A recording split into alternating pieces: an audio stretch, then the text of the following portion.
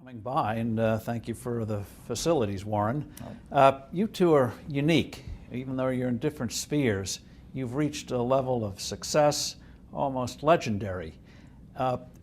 What did you do? What made you different? Warren, we'll start with you, because they're investing. There are a lot of bright people. They've all claimed to read Graham and Dodd.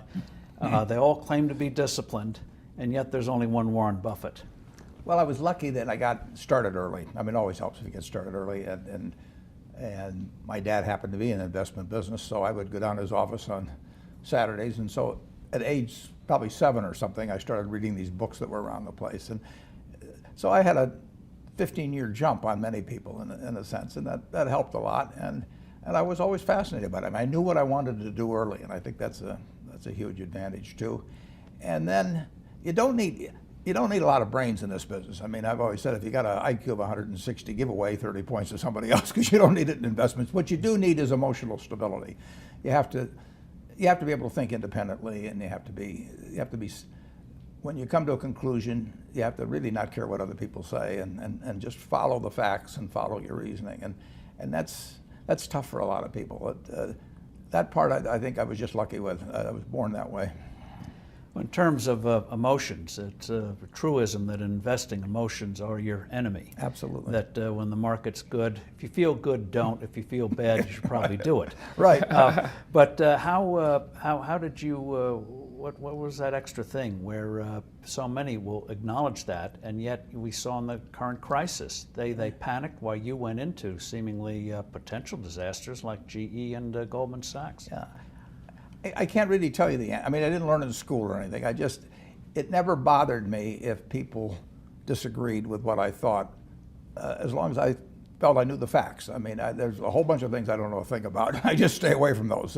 So I stay within what I call my circle of competence. You know, Tom Watson said it best. He said, I'm no genius, but I'm smart in spots, and I stay around those spots. Well, I try and stay around those spots, and I just don't have a problem if somebody says, you're wrong on something. I go back and look at the facts, and I think that really is much more important, frankly, than having a few points of IQ or having an extra course or two in school or anything of the sort. You need emotional stability. And so in terms of people who are not even in the business, if they, I think we were talking when we had dinner the other day about how in tennis, most of us are never going to get to Wimbledon. But if we just focus, as somebody once said, get the ball over the net. Don't try to be fancy about it. Just get the ball over the net. You'll do fine. Yeah, and that's a little bit like, I've got this rule, the first rule is don't lose, and the second rule is never forget the first rule. So it really isn't so much having a lot of brilliant decisions. It's just not really having some terrible ones. And frankly, I did learn from Ben Graham how to avoid ever having any disasters in investments. It wasn't that you were going to come up with the very smartest thing, but if you never have any significant losses, some singles and doubles will produce a lot of runs before you get through. Who was Ben Graham? He was your primary mentor, model? He was a wonderful man, and he was my professor at Columbia. I read his book when I was 19 at the University of Nebraska, and I'd started investing when I was 11, and I started reading about it when I was like 7. So I'd gone through I read every book in the Omaha Public Library that there was by the time I was 12 on investing and stock market. And I had a lot of fun, but I never really I never got grounded in anything. And it was entertaining, but it wasn't going to be profitable. And then I read Graham's book, The Intelligent Investor, when I was at the University of Nebraska. And that just opened the whole thing up to me. Yeah, and I named my oldest son is named Howard after my dad, Graham Buffett, and he was a marvelous man. Never expected anything from me in return. He just did all these things for younger people.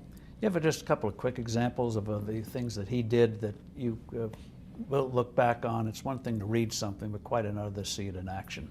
Well, but what he did was he got me thinking, not as a stock as something with a ticker symbol that wiggles around and that that you look at charts on or anything.